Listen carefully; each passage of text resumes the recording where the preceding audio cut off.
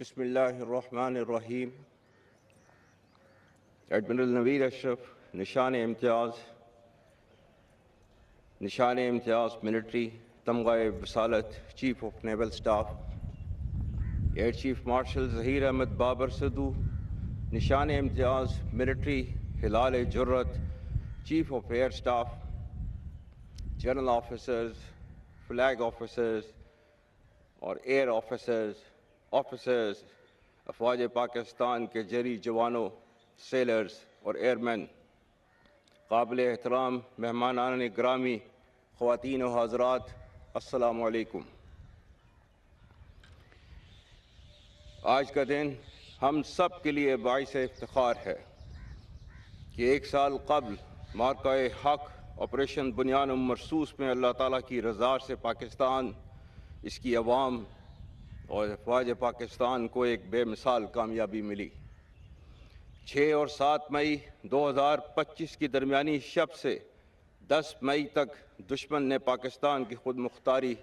اور جغرافیائی حدود کی خلاف ورزی کر کے ہمارے قومی عزم و وقار کو آزمانے کی ناکام کوشش کی، جس کا منہ توڑ جواب پوری قومی وحدت اور عسکری قوت سے دیا گیا۔ معرکہ حق محض 2 ممالک یا افواج کے درمیان لڑی جانے والی روایتی جنگ نہ تھی، بلکہ در حقیقت یہ 2 نظریات کے درمیان ایک فیصلہ کن معرکہ تھا، جس میں اللہ کے فضل سے حق فتح یاب اور باطل ہزیمت سے دوچار ہوا۔ اللہ تعالیٰ قرآن پاک میں ارشاد فرماتے ہیں، وَقُلْ جَاءَ الْحَقُّ وَزَهَقَ الْبَاطِلُ إِنَّ الْبَاطِلَ كَانَ زَهُوقًا، جس کا ترجمہ ہے، اور اعلان کر دو کہ حق آ گیا اور باطل مٹ گیا، بے شک باطل تو ہوتا ہی مٹنے کے لیے ہے۔ معزز حاضرین، مئی 2025 کا معرکہ کوئی اچانک پیش آنے والا واقعہ نہ تھا، بلکہ ہندوستان کے جعلی اور غاصبانہ ہتھ کنڈوں کے وسیع تر رجحان کا حصہ تھا۔ 2001، 2008، 2016 اور 2019 کے نام نہاد واقعات یعنی فالس فلیگ آپریشنز اس بات کی دلیل ہیں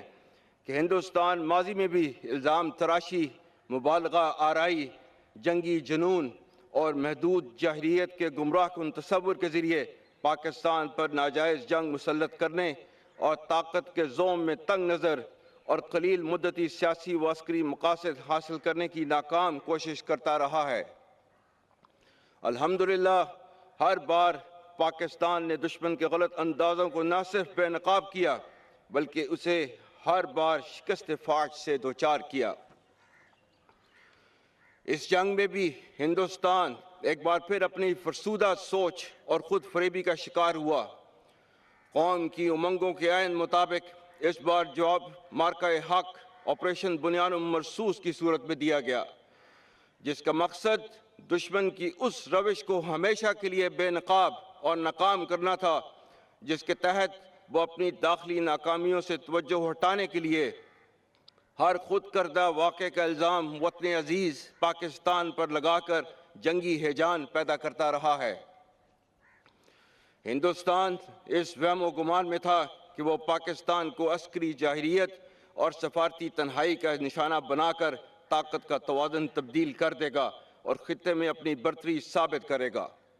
لیکن در حقیقت عالمی اور عسکری ماہرین جانتے ہیں کہ ہندوستان کے خواب اس کے قد و کاٹ اور صلاحیت سے کہیں بڑھ کر ثابت ہوئے۔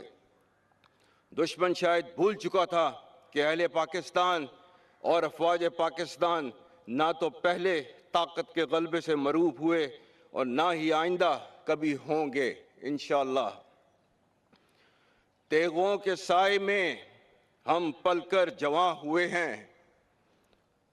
خنجر ہلال کا ہے قومی نشان ہمارا، باطل سے دبنے والے اے آسمان نہیں ہم، 100 بار کر چکا ہے تو امتحان ہمارا۔ معزز حاضرین، ہم معرکہ حق کے عظیم شہداء کو کبھی بھلا نہیں سکتے، جنہوں نے اس فتح کی قیمت اپنے خون کی صورت میں چکائی۔